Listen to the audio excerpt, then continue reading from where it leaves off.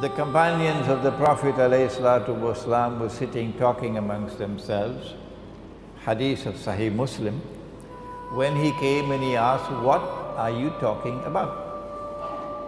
And they said, "We are talking about alamatu sa'a, the signs of the last day."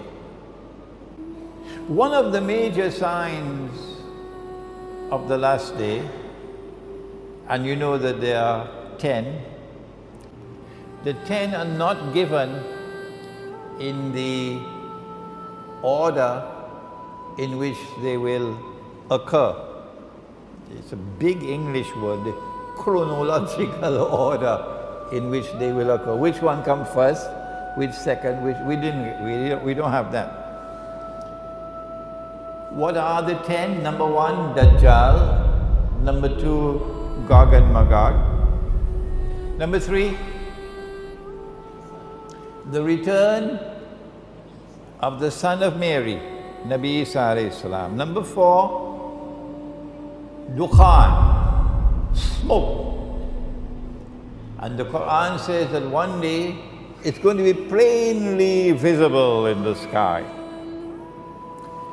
Number 5, Dabbatul Ard, a creature or beast of the land. Which land? Which land? I say the Holy Land, Al-Ardul Muqaddasa. Number 6, that the sun would rise from the west. Number 7, 8 and 9, 3 earthquakes in which the earth will sink down and swallow what it swallows.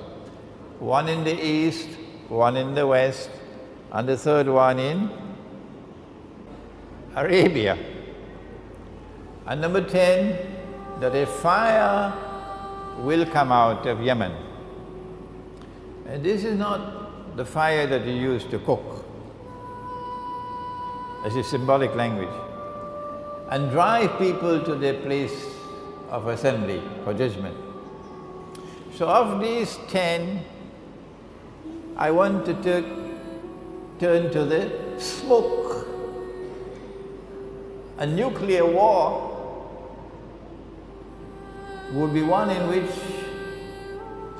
nuclear powers will use every single nuclear weapon that they possibly can use, because it's going to be a fight to the finish.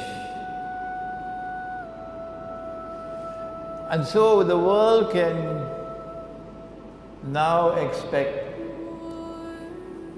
that if a nuclear war were to take place, excuse me, too late now to say if, rather it should be when the nuclear war takes place. When the nuclear war takes place, because they've already declared war on Russia.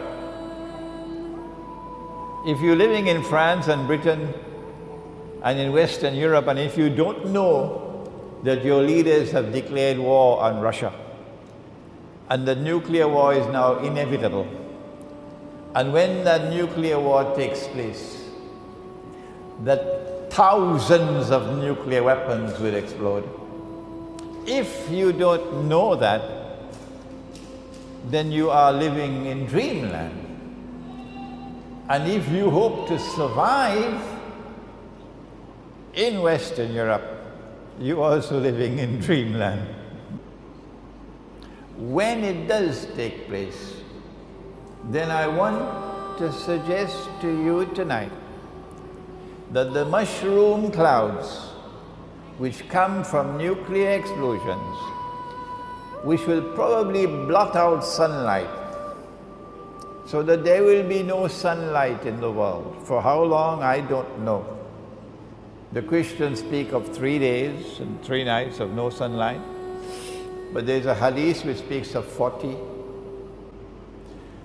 I want to suggest to you tonight, for you to think about it, that when the Prophet ﷺ spoke about smoke, Dukhan, as one of the signs of the last day, that he was referring to the mushroom clouds which will come from nuclear war, the malhama.